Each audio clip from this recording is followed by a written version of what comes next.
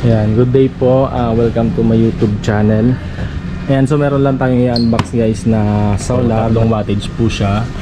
Meron tayong watts dito. Pinakamaliit na watts niya yung 200 watts. Sorry, 100 watts yung pinakamababang watts niya. Ito po. Tapos 200 watts. Ito. At saka yung pinakamalaki yung 300 watts. Ayan, so ano to guys, solar na siya. Open natin yung 300 watts. Open natin yung 300 watts. So napakagandang klase na to guys dahil umaabot po siya ng 8 to 10 hours kapag full charge talaga siya. Ito yung pinaka-manual niya. And so meron naman na siya dyan kung i-automatic mo siya or naka-manual lang siya. Tapos ito yung pinaka-unit na guys, yung ilaw. At ito yung kanyang accessories, yung kanyang bracket para dito sa panel niya, remote. Ayan. So yung panel nito guys, sensitive na po ito sa liwanag. Makadetect lang siya ng liwanag guys, magcha-charge na siya. So yung sukat ng kanyang panel is ano siya, bali 14. Ayan. 14 by 14 yung haba. Tapos yung kanyang ilaw naman 1 feet yung ilaw niya. Ayan. So testing natin. Yung kanyang cord naman pala guys, ito bali 4.5 meters yung haba nito. Ito, kulang-kulang 5 metro siya.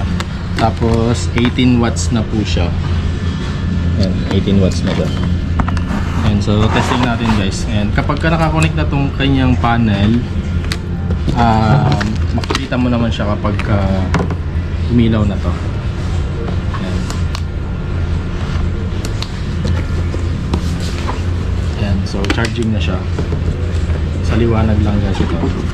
Ayan, nabiblink-blink na siya. So meaning gumagana yung panel niya. Kapag kinonect mo tong panel niya sa ilaw na hindi siya nabiblink-blink, so hindi po siya gumagana.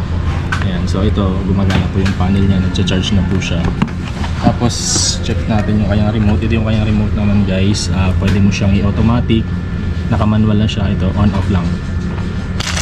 Okay, so lagay muna natin yung battery.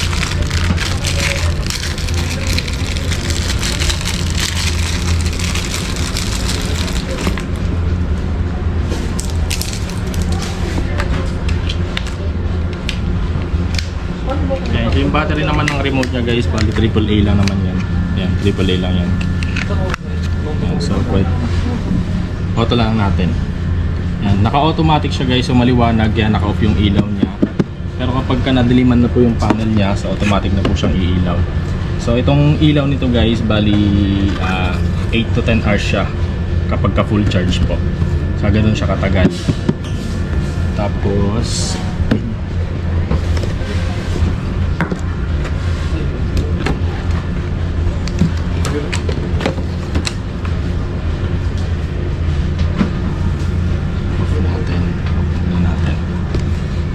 ayan, so ito yung 300 watts guys, yung binuksan natin. 1 feet yung kanyang pinaka katawan ng ilaw. So yung isa naman, bali 3 wattage kasi ito. Bali yung isa 200 watts ito.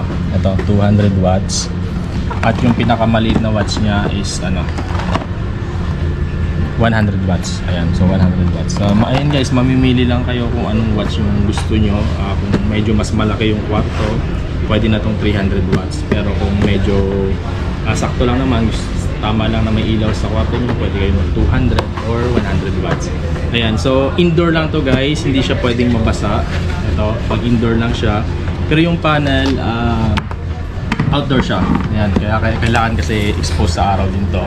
Para buong hapon po na mag-charge siya, mag-full charge yung pinaka battery niya. Para magagamit nyo po siya ng morning po, morning sir. Magagamit siya ng 8 to 10 hours. Okay. Good morning sir. Ayan po pala yung sir. Opo. Ayan, so ito po, bali indoor lang po siya. Ayan. Pang indoor lang siya. At hindi siya pwedeng outdoor. So lahat po yan, pang indoor lang siya. Ito lang yung panel yung pwedeng mabasa.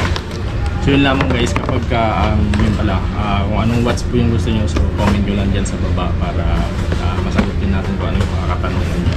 So yun lamang guys.